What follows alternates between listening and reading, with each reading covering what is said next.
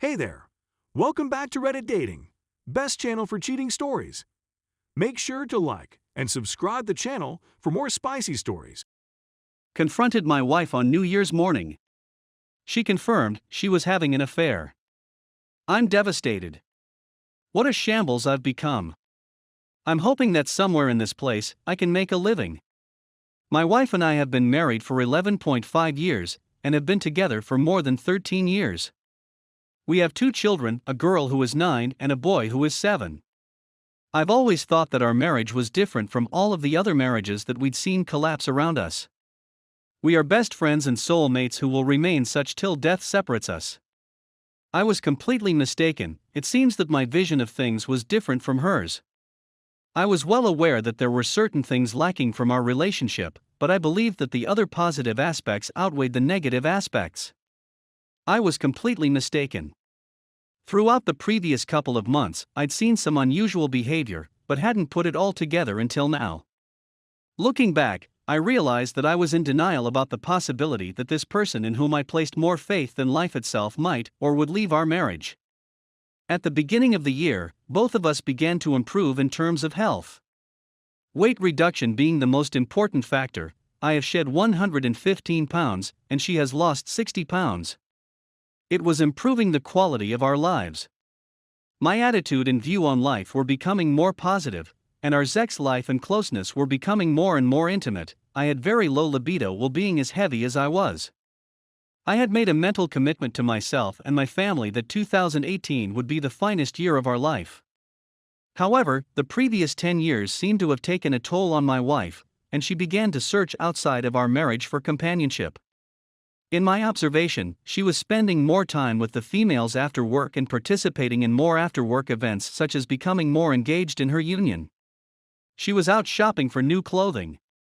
I put it down to the weight reduction and feeling better, as well as a desire to go out and have more fun, which I always supported since I like going out with the fellas and working out of town on occasion.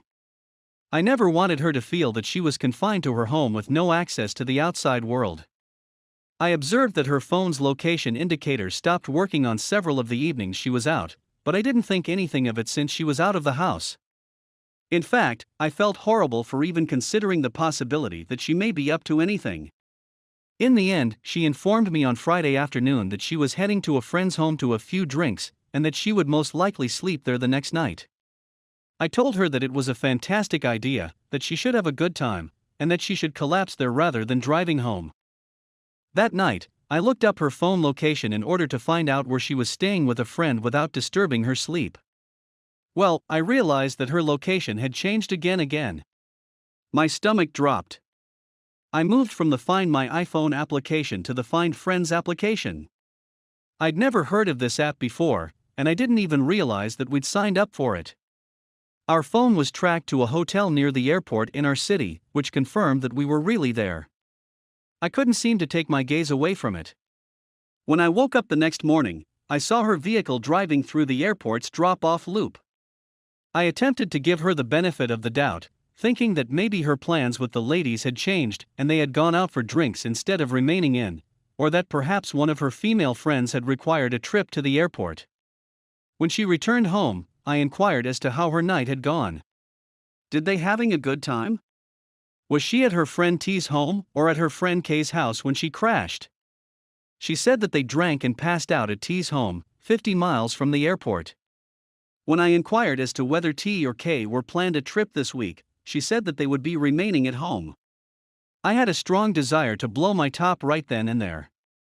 Considering that my children were there, I made the decision to keep my mouth shut until that evening, since we had planned on spending the night together.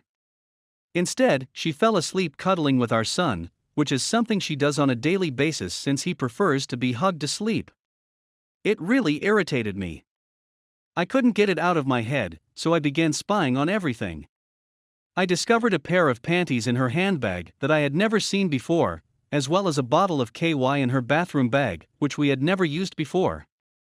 After which I retrieved her phone from the nightstand in my son's room. When she was still asleep, my spirit had been destroyed, and I discovered messages, some of which were graphic, and Snapchat discussions.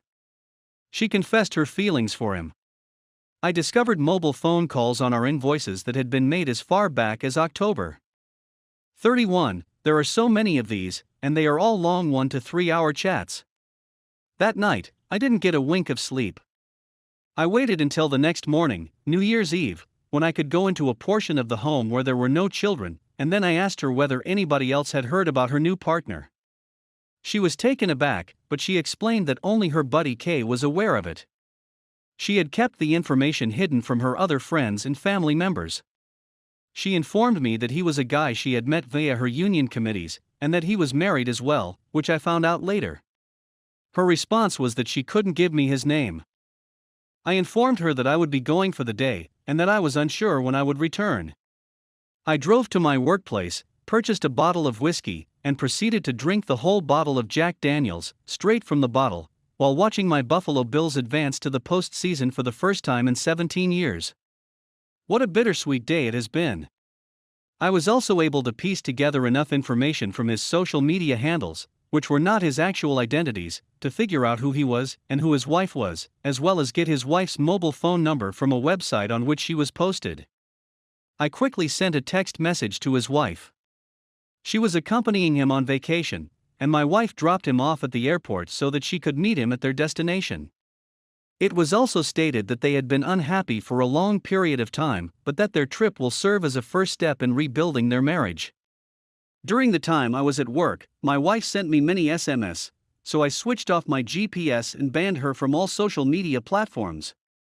And didn't say anything. After hearing this, she immediately called her whole family to inform them of what had occurred, since she was unclear whether or not I would contact them first. I didn't tell anybody because I was humiliated, embarrassed, and emasculated, and I couldn't bring myself to tell anyone. I waited until the next morning, having slept on the sofa at my workplace, before contacting the company. I assured her that I was secure, and that if she wanted to speak with me, she should arrange for someone to babysit the children and come to my office. She was apprehensive at first, but eventually arrived. I asked her all of the questions that we all have when something like this happened. Most importantly, she had to decide who she was going to leave behind, me or him. She said that she had cut him off, and that she wanted to work with us to make things work. I'm hoping that I'll be able to trust her. We are attempting to be our best selves in front of the children, which includes sleeping in the same bed. She informed me that she needed to work on herself, and that she may not be able to remain in our bed. It seems that she has granted me access to her phone. She said that she had a 5-minute phone conversation with the other guy to reaffirm that they were done, and that they were both going to attempt to make their respective marriages work moving forward. I contacted his wife again this morning to verify if what my wife was stating was correct on their end, and she confirmed it. I have not heard a response from her as of this writing. I haven't informed my wife that I texted her again, and I'm not sure whether I should, but I want to be completely upfront and honest with her about everything. Since then, I've read a slew of entries on this site, as well as a few other blogs. A reference to the 180 was sent to me, which I have already read a couple of times. Man, I've been doing the polar opposite of what the 180 instructs us to do from the first day of the war. That is what has brought me to this blog post and the questions that I am asking myself. I really want to salvage our marriage, and she has expressed the same desire to me, despite the fact that I do not trust a word she says. I am just relying on faith at this point. She said that she would look up phone numbers for counselors and therapists for us today.